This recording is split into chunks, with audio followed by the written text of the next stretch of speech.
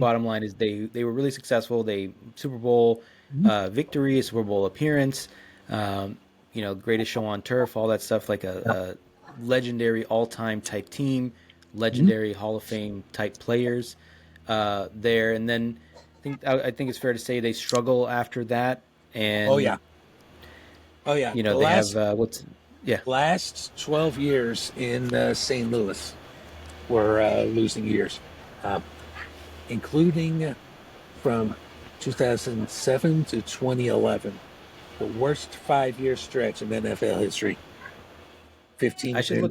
I should look at their draft log and see who they were able to get, because I don't think there was anybody, probably a lot of draft busts at the top of the draft Mhm. around Yeah, that time. yeah, Yeah. yeah. They bungled quite a few drafts during that time, but they did get some decent players like Sam Bradford, when healthy, was a pretty decent quarterback. Yeah. They got Chris Long during that period too in the draft.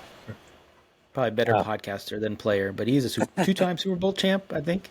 Two-time Super Bowl champ. Yeah. Ironically, both after leaving St. Louis. And by the way, he was cut right after the move was announced. Him and Jim Laurinaitis were cut, and then yeah, he went to New England, won a Super Bowl there, and then went to Philadelphia, won a Super Bowl there. And Yeah, I remember that era not being great, but you still had some mhm, notable players. Steven Jackson comes to mind Yeah, too. Steven Jackson. There you go. I think he's a member of the 10,000 yard rushing club, so he's a all timer. Maybe not Hall of Fame. Maybe I don't know. I would put Jackson in the Hall, to be honest with you. Yeah. Um, So they so struggle, and so they then struggle. yeah, when did the rumbling 2008, start? yeah. So 2008, Georgia dies, breast cancer, and for a couple of years, it's her kids uh, who are running the show. Uh, Chip Rosenblum, Georgia's son, was actively looking for a new buyer for the team. Well, they found one by the name of Shahid Khan. That Yeah, name current sounds owner of the familiar. Jaguars. He is Yeah, now the owner of the Jacksonville Jaguars. I It think was he's a this. Chicago guy, or at least some He a was an Midwest Illinois guy. I guy, think. yeah. And St. Louis is right on the Mississippi, right across from Illinois. So, that would still been local for him. Um, Now, at the time that the team was moved to St. Louis, they brought in a minority owner, Stan Kroenke, and in his agreements to move the team to St. Louis in the first place, he had a right of first refusal, so he could refuse any bid for the team and try to outright buy it, and that's exactly what happened with regards to Mr. Khan. And then we find out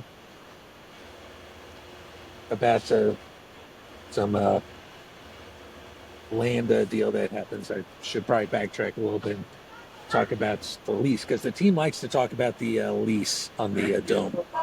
Uh, it did have a provision that every 10 years it would be looked at in relation to the other teams in the NFL stadium wise. It had been the top 25% quality wise of stadiums. Well, this building was finished in 99. By 2005, half of the league is already in new stadiums. And how can you be top 25% when half the league is already playing in the buildings newer than yours? Then they go through this process again, this time going into an arbitration process. St. Louis, knowing they couldn't really spend all that, or rather the convention center authority that owns the dome, said, well, we don't have taxing authority, and we can only upgrade it to this much for, like, I want to say 100, 200 million. The Rams counter with a proposal that would cost 700 million, with To basically not torn. to build a new stadium, just to No, upgrade just the to dome. upgrade the dome. Just to upgrade the dome. By the way, their plans would have required basically tearing down the dome and building a new on that dome site, and would have only extended it will have only guaranteed the lease for another 10 years. Hmm. For 700 Okay. million, that is ridiculous. And even the authorities thought so. So they said, uh, no, we're going to explore other options. You can.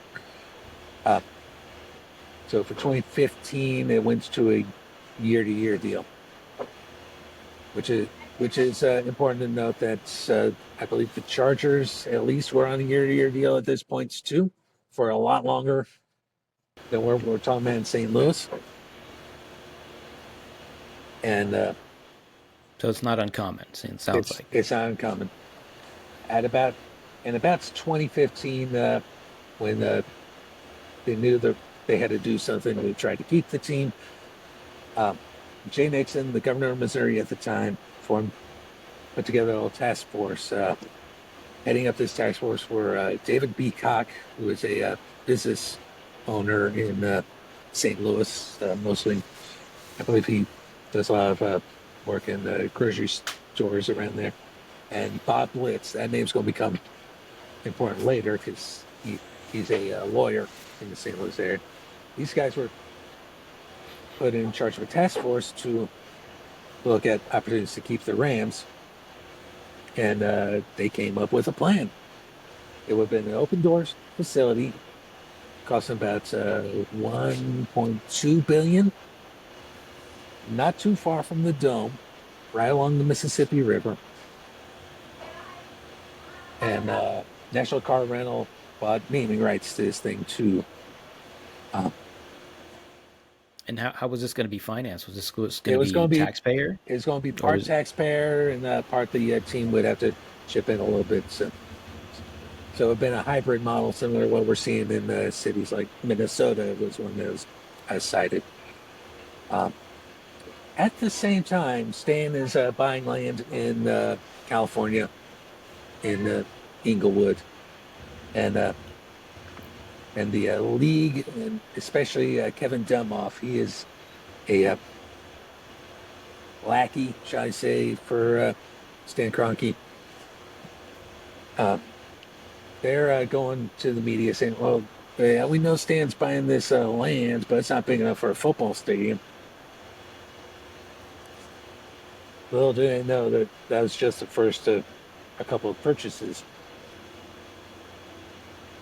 And, and while this is all going on, we were talking about how stadiums just don't happen on public dollars in California.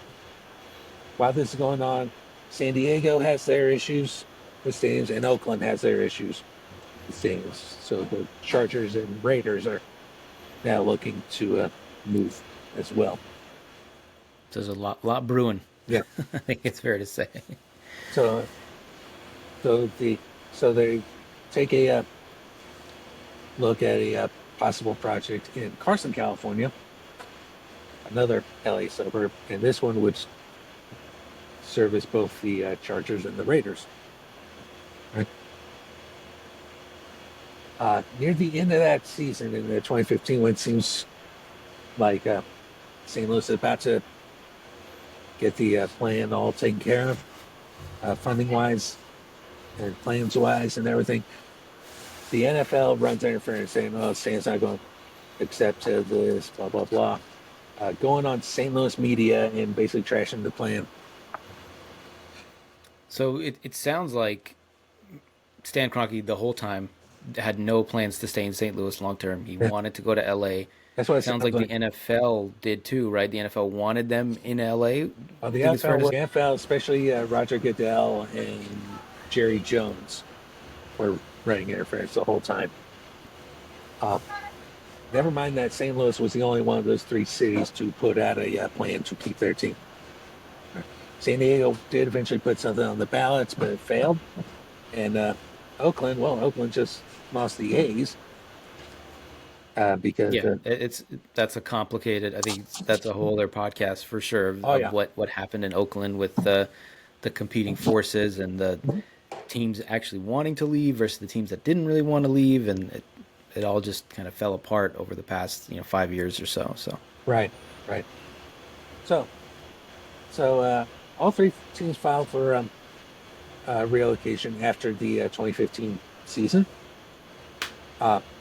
In St. Louis's in letter of intent, they basically trashed the place, saying, among other things, it's just a baseball town, and there's no way it can support three big time professional teams. Well, you just had 21 years. They did a pretty good job um, supporting all three teams, especially with the Rams were doing a whole lot of losing. You know, and yeah, they're blaming the city, they're blaming attendance, and a lot of those facts were actually cherry picked. They were only focusing on St. Louis, the city. They didn't take into account St. Louis County or any other county in the St. Louis metro area. Because the population of St. Louis City is only like 250,000, something like Right. that. The metro is like 2.3, 2.4 million. Okay, so I Slightly guess larger than it's Kansas City. yeah. So I guess when it's officially two separate things, where St. Louis City is not part of St. Louis County, they can cherry pick whatever facts they want, Right. and make it seem like this is a tiny market, even though it's really not. Mm-hmm. So I mean, if you could sum it up in like, a couple minutes, what ultimately, like, what was the death knell of the St. Louis Rams as we know it, and got them to LA? Well, I think we just touched on it. It basically lies is what's got them back to LA. Um, Now the NFL did have a committee of six owners. They looked at both plans, both Stan's plan for Inglewood and this Carson plan that I talked about. That committee voted 5 owners to 1 for Carson. The one no vote, I should point out, the one no vote on that committee was Clark Hunt, the Kansas City owner. Okay. Right. So that was the committee, and then went through a couple of votes first, and before getting to the final votes, which wound up being 30-2.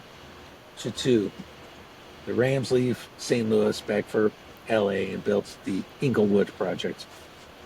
The Chargers were given a year to try to get something done in San Diego. That's when they put that ballot initiative on, and it failed spectacularly. And they wound up obviously taking that option because they're in Los Angeles now. Hmm. I think more legitimately than the Rams being there, but they are in LA. The Raiders were given next at bet if the Chargers decide to stay in San Diego. Well, obviously, with the Chargers moving to LA, they had to look somewhere else, and that somewhere else, as we later found out, wound up being Las Vegas. And that Carson plan wound up being the template for the Raiders stadium in Vegas. Hmm. Yeah. Okay. So yeah, all three teams, they end up All three teams relocating. wind I up think moving.